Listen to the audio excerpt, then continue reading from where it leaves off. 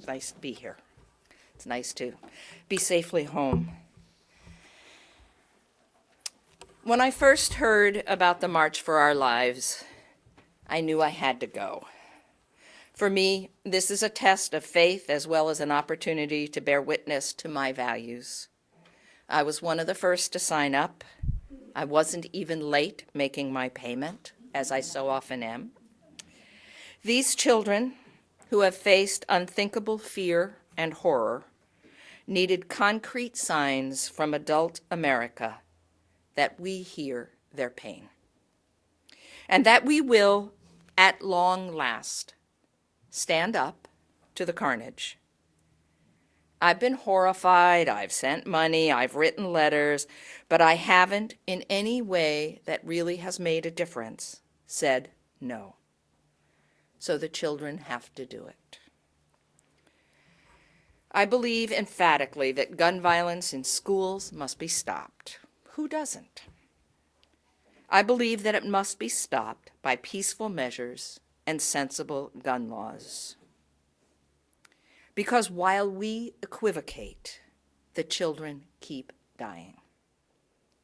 Since Columbine, almost 19 years ago, more than 187 children in 193 schools have been exposed to gun violence in schools.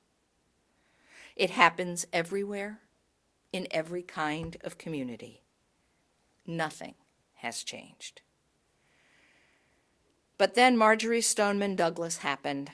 Enter the Parkland kids, where the survivors were uniquely prepared to respond, thanks in part to their speech and debate clubs.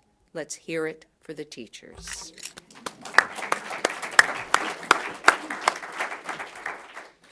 And then enter all the voices who have swelled the chorus and are taking the lead in their own hometowns. The kids are inspiring all of them, and they're set on change. I believe as they confront this violence, they deserve the support of adults who haven't yet found a way to stop it.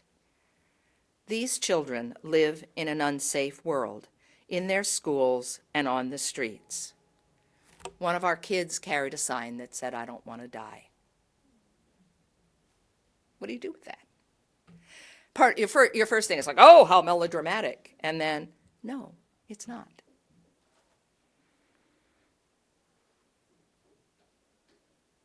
Children. We're very carefully taught to call them young men and young women, although a good portion of those who spoke were 11. They've always called themselves youth and young men and young women.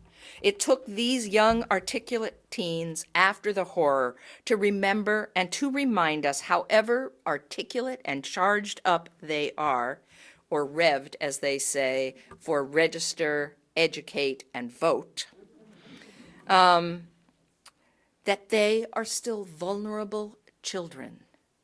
You hear these kids say it again and again. We're just children. And in our push, I think, to strengthen them and support them, we keep saying they're young men and young women. They're children. They deserve our protection, and they haven't had it. I have a voice to raise and a body to place between trouble and teens and littles. And now those teens are being subjected to derision and death threats. And so, in the words of the hashtag, I determined I will march. Here's the thing. I have serious crowd anxiety. If I had to get up on stage and talk to 1 million people, it wouldn't bother me. But to stand in the scrum of bodies terrifies me. Yes, my fears are wild and fairly ridiculous. But they're real for me nonetheless. And if you've ever had a panic attack, you know how real is. One amazing thing, out of millions of amazing things, was how truly peaceful it was to be in a group of 1 million polite and friendly people. Small children wandered about. Nobody, including Anne, had a meltdown. It was so peaceful. And here I am, an almost 66-year-old grown-up, worried about a crowd, when along with everyone else, I've accepted that kids who have faced death should stand up and speak in front of that crowd, not just about that experience, but about creating a platform for change. One of them, and actually it's one of the young women we just saw sing, was so frightened and so sad that while reading the poem she wrote, threw up, as she said, on international TV. And quick as a wink, a kid from South Chicago was there to stand beside her, a little behind with her hand on her back, not shying away from the vomit. Beforehand, nerves aside, I was committed, and Sarah was endlessly patient. And I knew, come what may, I, clad in clergy collar and standing on the side of Love's Stole, clutching a peace sign with the names of 200 people who sent goodwill, would get on the bus at 5 a.m. and leave along with a whole raft of other people. And grumpy or not, because that's what fear makes me, I knew I would get through it. And be inspired by the kids, by the parents, by the people young and old and black and white and all the colors of the rainbow in between, people who had disabilities, people who were just sound in body and spirit. And I would come back to you with a series of reflection from the folks on the bus, in particular our own youngsters. I have 50 of those purple sheets. I'll get more, and at some point I'll collate them, and we'll make sure that you see them because they're truly inspiring. The journey itself was pretty great. I didn't expect that the moment we got off the bus and got on the, I say subway, they mean metro, that my stole would be an instant tip-off to the Pittsburgh UU youth group, whose kids were sitting next to ours, all unbeknownst to each other. 4 more times, this stole would identify us to other UUs, just as the red shirts identified the moms to other moms. But after the subway experience, there was a second of clasped arms in a crowd. There was a conversation with the minister of the Westchester Church. If you're on Facebook, it's up on my site. He friended me last night with our picture. And then there was the 15-year-old girl on the metro home who was wearing a mom's shirt and then identified herself as a UU. She raved about her own political involvement at school and about how OWL changed her life. Aside from that, there were head noddings from other clergy and once a deep and quiet hug with a woman minister, and we said nothing at all, simply cried and held each other. And folk marveled at our band of believers and all our kids. As always, what happened was far beyond any expectations. My friends, the kids are not okay. They are wounded beyond belief and more fabulous than any of us can imagine. We have work to do because the grief and fears, as well as the as well as the enormous political demand careful tending. How have we not noticed that our kids are truly frightened to go to school? And when have we invited or even insisted that they be the ones who help us transform the conversation and the reality? They're children, yes, but we dismiss their fears and then infantilize them by not giving them a place at the table. Why do we have adult tables and kids' tables? This is how we learn from one each other. You know, you hear the conversations. That's what families do. We are, as one young man said, family. So, if you're here, come to our Seder next week and have our holiday meal, and our kids will be a piece. We'll be sitting at the tables and leading some of them.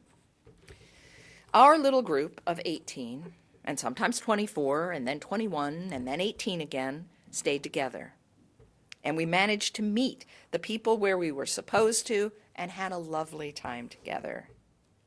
In my little gang, there was a young UUCSV family, my stalwart and wonderful work colleague, our youth group and their friends and their parents, and one of my long-term friends and her family were also there. And in her family is our very own Buddhist priest. We were both in garb, and that reminds me of exactly who this community is. We don't always remember this. But this trip was a lovely reminder that our kids are smart and kind and open and pleasant. There were kids along that I didn't know, and they were just as lovely as the kids I do. We owe our parents and our teachers such incredible gratitude. There were, as people say, all the feels. There were also all the thinks. It's a little frightening to listen to how reflective, organized, and strategic the kids on stage were. They talked, they sang, they wrote and read poetry, and they held silence for 6 minutes and 20 seconds. Exactly how long it took for their world to be turned upside down.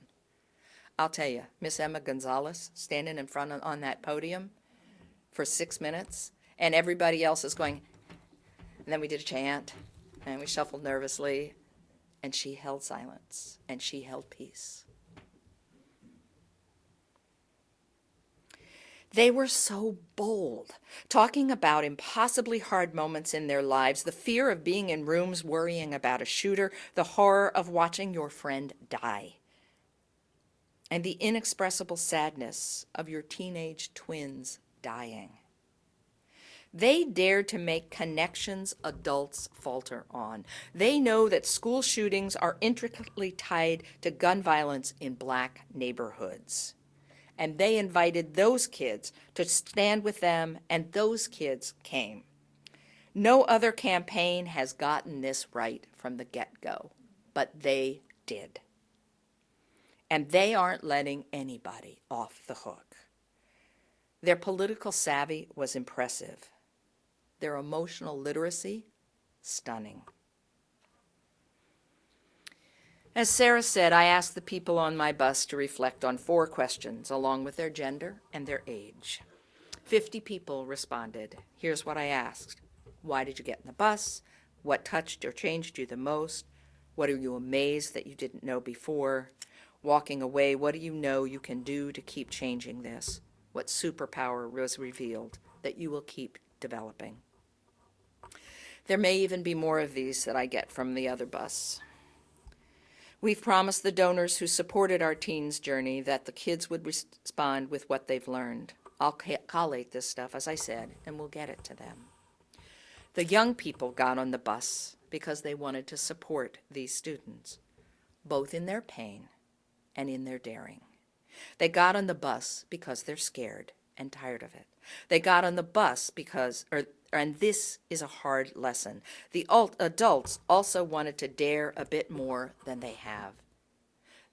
They wanted to support their children and learn from these very savvy kids, yours, mine, and everybody's. What touched or changed us? There were few things that didn't. The power of the young speakers and their unflinching bravery was relentless. Was it Martin Luther King Jr.'s 9-year-old granddaughter brought on by a Parkland survivor to lead us in a long and complicated chant? After which you heard, instead of the chant that we'd been hearing all day, which was vote them out, all of a sudden it was vote her in, vote her in. Was it well thought, thorough, and quite frankly brilliant starts to political movements? Was it Edna Chavez who lost her brother and then has had to deal with her family's emotional disintegration from the trauma and her neighborhood's complete disintegration? Sandy Hook survivors, as Columbine survivors had done for them, gave Parkland a banner. There were a lot of tears in that exchange, believe me. Somehow the rawness of what happened was made palatable by these kids' incredible poise and connection. And it's why I try to keep thinking of them as our children, not as young men and young women. We ask too much. It was a pure privilege to be there. Some adult stars ran in and sang songs. That was great. Everyone clapped. Sometimes they sang along, but they were not the stars that day, and they didn't try to overshadow the kids. And they got that and got out of the way. And what superpower were people going to train up? The youngsters were there to recognize not only the worth and dignity of every person, but they learned to include themselves in that crowd. The kids who might be shot, the kids who might lose their brothers and sisters. And that was written on a couple of the things. I realized what it would mean if my sibling were killed. Okay, kids have to think about that.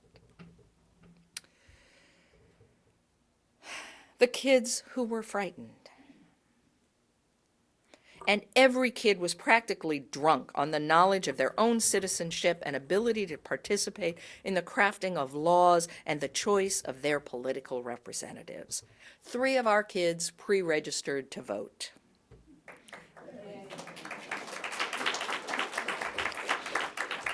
Couple chose to wait. One didn't have his driver's license, but he'll be registering this week. They could see how their UU values were in direct alignment with the job to be done. They now see not only the responsibility, but also the possibility of life ahead of them. And they are giving us hope.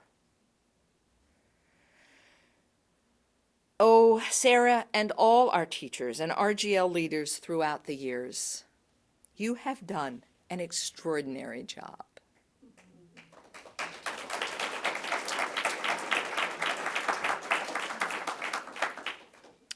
The adults, in responding to their superpower, many of whom have been politically active, resolved to double down. They resolved not only to work to protect the children, but also to listen to them. I knew I couldn't write this sermon before the trip. I wrote a bunch on the way home, but I had to go to bed before it was finished. And there's another trigger for Anne, an undone sermon.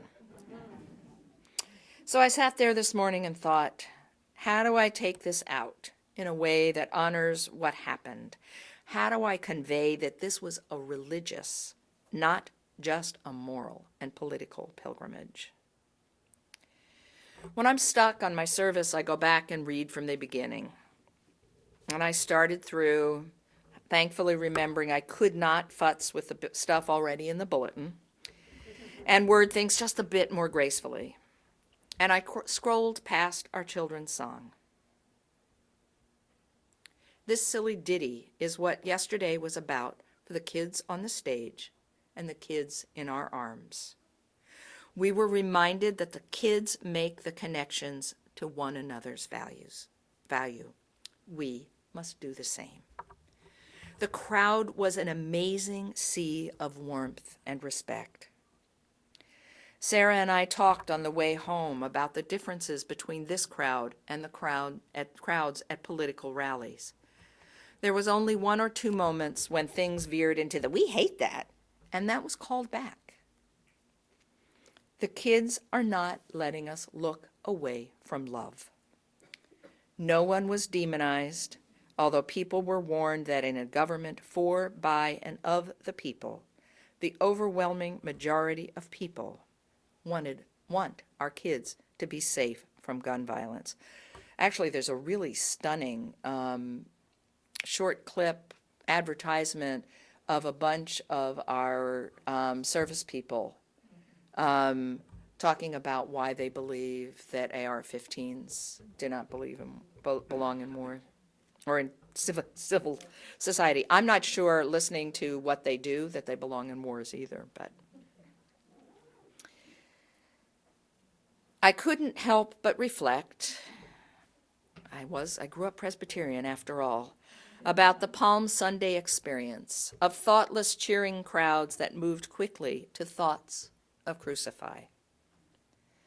It is our job not to let that movement happen. We want greater kindness.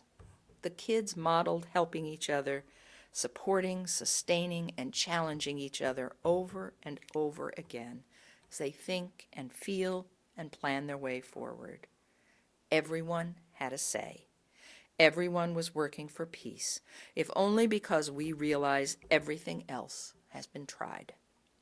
We are all connected, and these children refused to be separated, clinging tightly to each other and demonstrating those connections over and over again. What those kids did with what happened brings me back very proudly to being a Unitarian Universalist, secure in this UUCSV community. This is who we are meant to be.